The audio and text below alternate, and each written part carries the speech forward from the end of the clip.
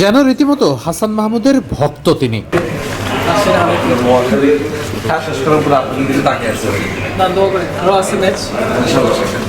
ভাই আপনি যে পজিটিভ স্পিরিট আছেন এটা রাখেন, দলের জন্য খুব দরকার। ভাই সবাই অপেক্ষা করতেছে একটা জয়ের জন্য। এক কথায় দারুণ একটা সময় পার করেছেন ক্রিকেটাররা। সাথেই ছিলেন জিয়াউল হক পলাশ। সকালের সবাই ব্রেকফাস্ট করতে নেমেছেন, জিয়াউল হক পলাশও সেখানেই ছিলেন। রেজাউর রহমান রাজা, হাসান মাহমুদরা তখন লবিতে এসেছেন।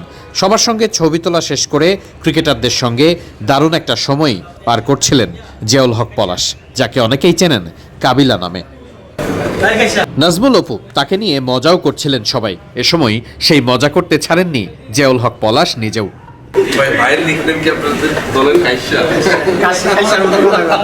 নোয়াখালী দলের ব্র্যান্ড অ্যাম্বাসেডর জিয়াউল হক পলাশ ক্রিকেটারদের অনুপ্রেরণা দিয়েছেন।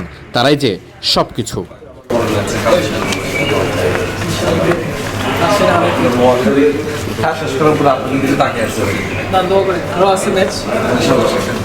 ভাই আপনি যে পজিটিভ স্পিরিট আছেন এটা রাখেন, দলের জন্য খুব দরকার।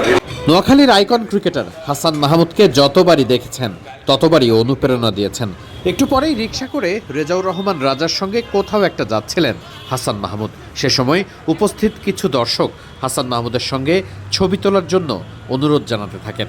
এমন সময় আবারও নোয়াখালী দলের ব্র্যান্ড অ্যাম্বাসেডর জিয়াউল হক পলাশ আবারও তাকে অনুপ্রেরণা দেন।